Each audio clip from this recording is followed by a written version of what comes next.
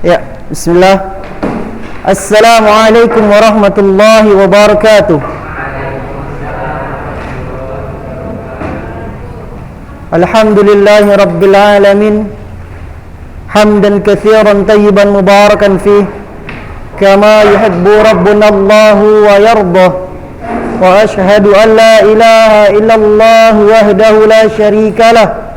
Wa ashhadu Muhammadan abduhu wa rasuluh alladzi la nabiyya ba'da. Allahumma salli wa sallim wa barik alaih. Ya anda sekalian, bersyukur kita hanya kepada Allah Azza wa Jalla yang selalu memberikan kita nikmat-nikmat yang begitu besar dan begitu banyak, yang hanya dengan nikmat Allah Ta'ala kita dapat melakukan kebaikan-kebaikan di atas muka bumi ini. Nah, kemudian salawat beserta salam semoga selalu tercurahkan kepada Nabi Muhammad sallallahu alaihi wasallam.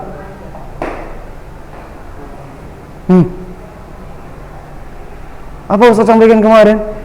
Biasakan mengucapkan salawat ya. Iya. Ya, kepada para keluarganya, pada para sahabatnya serta umatnya yang dengan ihsan dan istiqamah dalam menjalankan apa-apa yang beliau ajarkan, dan tidak ada nabi setelahnya. Dan tidak ada nabi setelahnya. Ya, sebagaimana kita ketahui, sering terdengar berita bahwa ada seseorang yang mengaku nabi palsu. Ya, alladzina nabiyya ba'da, kan sering seseorang mengatakan seperti itu ya, yang tidak ada nabi setelahnya. Ya, yang herannya lagi, ketika seorang mengaku nabi palsu ada pula pengikutnya. Ya, ini kejahilan ya. Kejahilan luar biasa benar. Kalau kita lihat ya, terkadang ya, Ustaz kalau pulang ke rumah biasanya ada televisi ya. Kalau di sini Ustaz nggak punya. Itu kadang dengar berita di Pulau Jawa misalnya, dia di mana-mana macam-macam. Mereka mengaku nabi palsu. Ya, namanya pun nama-nama orang kita pula itu, masya Allah ya. Dari mana datang wahyunya gitu kan? Iya, ndak ada gitu. Baik, dibuatnya lagi nanti syariat baru, agama yang baru, dan ini tidak diperbolehkan. Setelah apa yang Nabi Muhammad SAW sampaikan, kemudian Allah sempurnakan agama kita, barulah Nabi SAW beliau Allah panggil, gitu kan, Allah wafatkan. Ya, jadi agama kita telah disempurnakan sebelum Rasulullah SAW itu meninggal. Ya, setelah sempurna semua syariat, maka Allah panggillah nabinya. Ya, telah sempurna dan tidak ada yang boleh menambah sedikit pun atau mengurangi sedikit pun tentang syariat yang dibawa oleh Nabi Muhammad sallallahu alaihi wasallam. Paham ya? Terus kita tanamkan dari sekarang. Apalagi antum ya, masih belajar, harus ditanamkan kuat-kuat perkara ini. Tidak ada nabi setelah Nabi sallallahu alaihi wasallam, tidak ada syariat yang boleh dibuat-buat setelah syariat yang dibawa Nabi Muhammad sallallahu alaihi wasallam. Nah, ya, kemarin apa? Kita terakhir sampai hadis yang keberapa? Ustaz lupa nandain. Hak seorang muslim ya? Iya, saya ingat Ustaz, hak seorang muslim terakhir ya. Bismillah. Ya. Sunnah ya, kalau kalian menutup pintu itu mengucapkan Bismillah. Nah, maksudnya jadi teringat. Dan ini Nabi SAW perintahkan ketika waktu sore, hendak maghrib, hendaknya kalian menutup pintu-pintu, jendela-jendela dan mengucapkan Bismillah. Karena sungguhnya syaitan itu tidak bisa membuka tutup. Ini luar biasa ya. Jadi kalau udah maghrib itu jangan kalian buka terus pintu. Makanya kalau orang biasanya orang tua kita tutup pintu. Hari sudah mau maghrib, jendela ditutup, pintu ditutup gitu. Tapi sunnahnya membaca Bismillah. Nah, ya, yang terakhir saya ingat Ustadz itu ya, hak seorang muslim ya, hak seorang muslim atas muslim lain itu ada 5 ya kan. Saya ingat Ustadz itu ya. Pertama, menjawab salam, kemudian menjenguk orang yang sakit, mengantarkan jenazah, memenuhi undangan, ya, undangan makan biasanya di sini, kemudian mendoakan ketika bersin. Nah, kita lanjutkan ke hadis yang ke-13. Diberi tanda checklist di tanda, ya, hadisnya karena terlompat-lompat. Jadi nanti kalau ketika ada akan ujian kalian tinggal buka-buka lagi. Ya, taib ya. Jadi hadisnya, hadis pertama, hadis kedua, ketiga, keempat, kemudian langsung ke 8, 6, ya 11, kemudian 13 sekarang. Apa di sana dikatakan? An Abi Hurairah radhiyallahu anhu qala, ya dari Abu Hurairah radhiyallahu taala anhu dia berkata, ya, ma'aban Nabi sallallahu alaihi wasallam ta'aman qattu, ya, bahwasannya Nabi sallallahu alaihi wasallam itu sama sekali tidak pernah mencela suatu makanan. Nabi sallallahu alaihi wasallam itu tidak pernah mencela suatu makanan. Masya Allah sekali ini, ya. Di sini kemudian dikatakan, ya, inishtaha akalahu, ya, apabila ya beliau menyukainya maka beliau memakannya. Ya, pertama Nabi tidak suka mencela suatu makanan. Apabila dia menyukainya maka beliau memakannya. Kemudian dikatakan lagi, wa in karihahu tarakahu.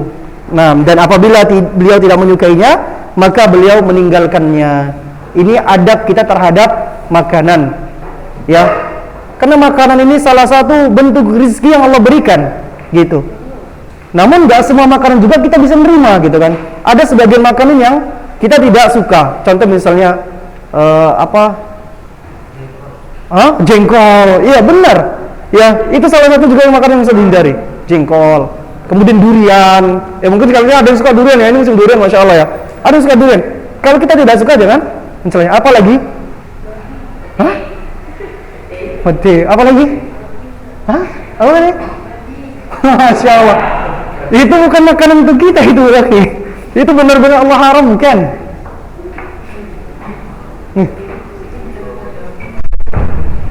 Siapa dia? Teletabis. Masya Allah, nggak dia tadi pakai ini ya. Ya, jadi kalau yang Allah haramkan jelas bukan untuk kita. Maksudnya sesuatu yang memang Allah halalkan, namun terkadang kita menyukainya. Ada sebagian seperti itu.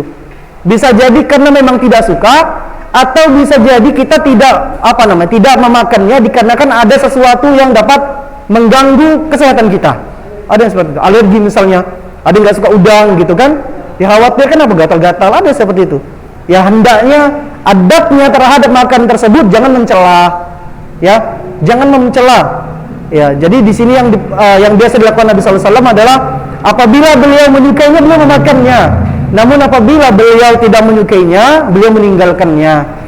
Artinya di sini meninggalkan dalam apa ya? Dalam lingkup kalau beliau datang suatu tempat, ke rumah sahabat misalnya atau mereka sedang berkumpul dan dijamu.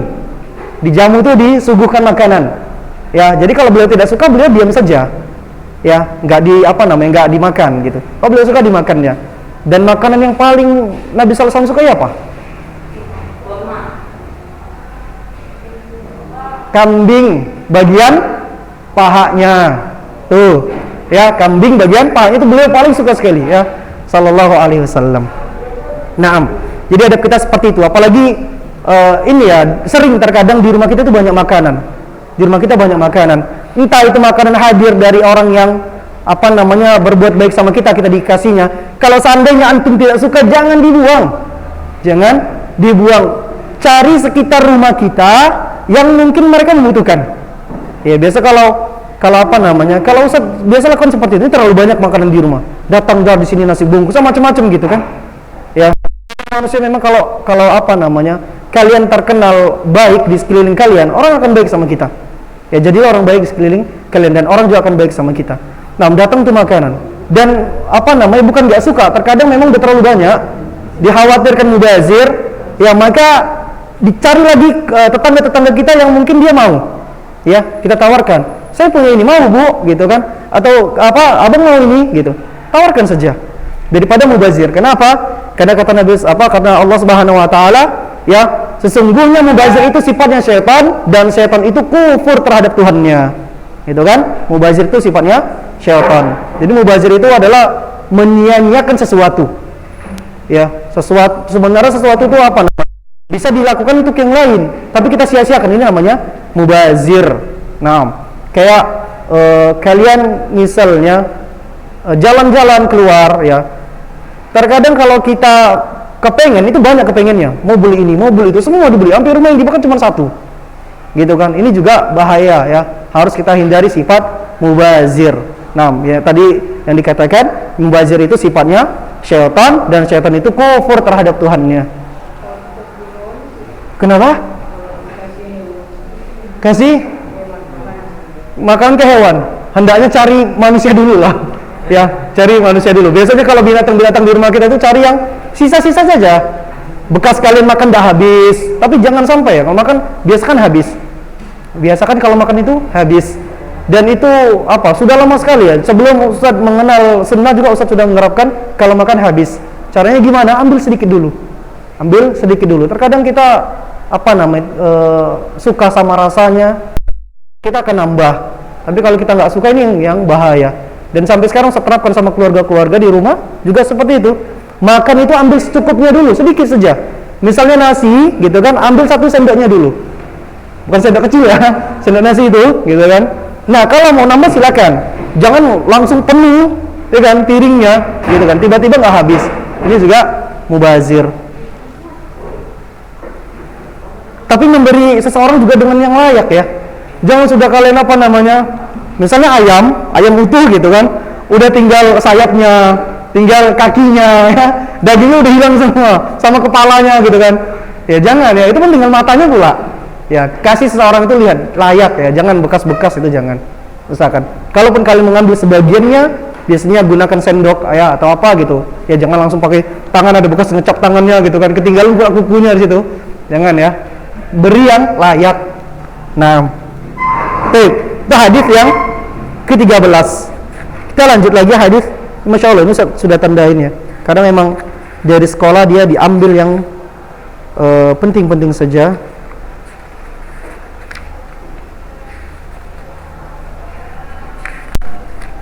Nah, selanjutnya hadis ke-26.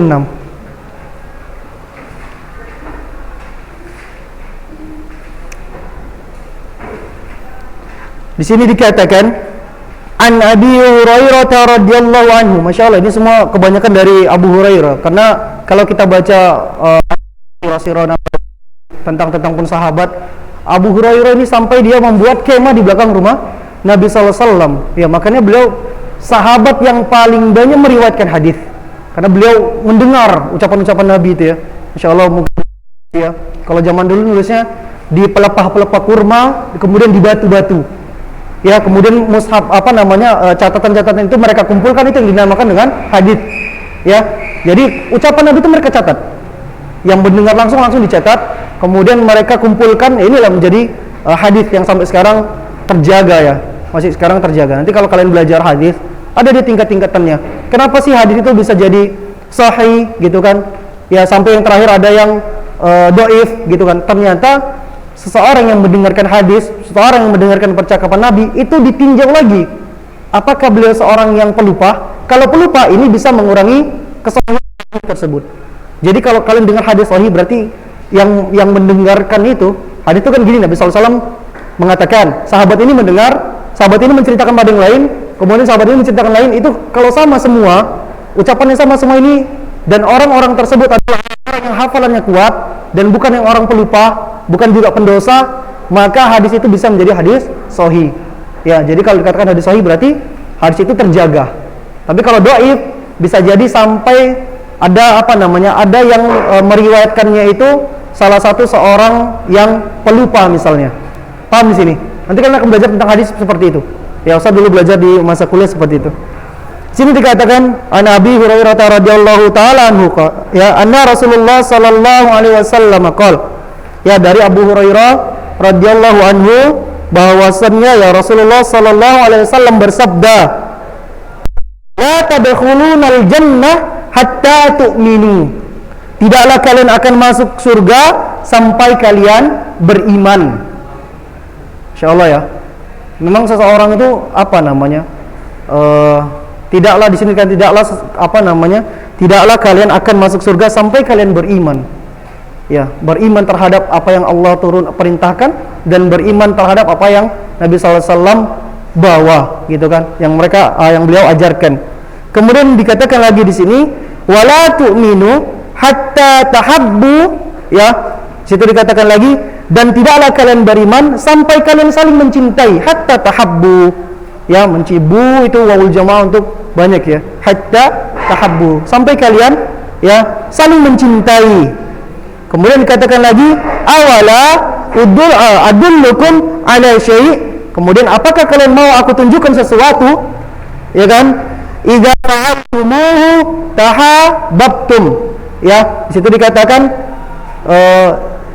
yang jika kalian mengerjakan maka kalian akan saling mencintai. Dan ini saling kita lakukan biasanya. Apa di sana kalimatnya? Ya, afsyus salam bainakum. Ya, sebarkanlah salam di antara kalian. Dan ini biasa kita lakukan. Ternyata keseringan kita mengucapkan salam itu akan menghadirkan kecintaan. Nah, ini benar. Gara-gara kita sering salam dan ini sering terjadi, kita nggak kenal sama nama mereka, gitu, atau sama orang tersebut. Tapi kita sering salam, ketemu beliau mengucapkan salam di jalan, berpapasan salam. Ya kita seakan-akan akrab dekat, walaupun kita nggak tahu nama si fulan itu siapa, nggak tahu. Sampai sekarang Ustaz sering seperti itu, namanya nggak tahu. Ya, sampai-sampai apa namanya? Kalau beliau ada hajatan gitu, siapa gitu? Oh ternyata abang ini gitu. Dan ini yang biasa kita kalau ketemu jalan sering salam gitu ya. Sampai seperti itu. Ini memang menimbulkan apa namanya? Kecintaan. Dan kalaupun ada apa namanya? Kalau seseorang yang biasa sama temannya itu berselisih, kalau kalian apa namanya? Biasakan dengan salam kembali, maka kebencian-kebencian di hati itu akan hilang. Apalagi kalau setelah kalian mengucap salam, bertemu ya, dalam misalnya berjalan ya, kendaraan nggak mungkin ya, salaman. Ya, itu luar biasa. Itu akan menimbulkan kecintaan dan menggugurkan apa namanya? Sifat-sifat keburukan dalam hati kalian sama saudara yang mengucap salam itu. Paham sini kira-kira? Ini kalau kalian ketemu nih, misalkan di kelas saja lah. Ketemu di luar mengucapkan salam. Assalamualaikum warahmatullahi, gitu kan. Sahabatnya juga menjawab, kemudian berjabat tangan. Itu akan menghadirkan kecintaan. Ya, dan ini yang dikatakan Nabi sallallahu alaihi wasallam, tidaklah kalian beriman ya sampai apa? Tidaklah kalian masuk kalian beriman, kemudian dan tidaklah kalian apa namanya? Apa tadi? Lupa jadi Ustaz. Ya, apakah kalian mau aku tunjukkan sesuatu jika kalian mengerjakannya, ya, maka kalian akan saling mencintai. Ya, ternyata di situ adalah sebarkanlah antara kalian. Maksudnya seperti itu. Ketemu di masjid, ketemu di sekolah, di parkiran, ya biasakan mengucap salam dan berjabat tangan di antara seorang muslim, maka dia akan menggugurkan dosa di antara satu sama lainnya. Pernah dengar? Belum pernah? Ya. Jadi makanya kenapa kalau bertemu, tapi kalau masa corona ini kalian juga harus ini ya, harus berhati-hati. Tapi Ustaz yakin ya, Ustaz yakin kalau kalian apa namanya menjaga ya. Assalamualaikum warahmatullahi wabarakatuh. Kalau kalian belajar agama ini dengan benar, insya Allah kalian akan selalu menjaga diri, ya, menjaga diri. Kalau sesama kita mudah-mudahan lah, tidak ada ini ya, tidak ada virus. Insya Allah, udah berlalu 5 menit. Allahu Akbar. Siang, saya rasa cukup. Subhanakallahumma wa bihamdik, asyhadu an la ilaha illa anta, astaghfiruka wa atubu ilaik. Assalamualaikum warahmatullahi wabarakatuh.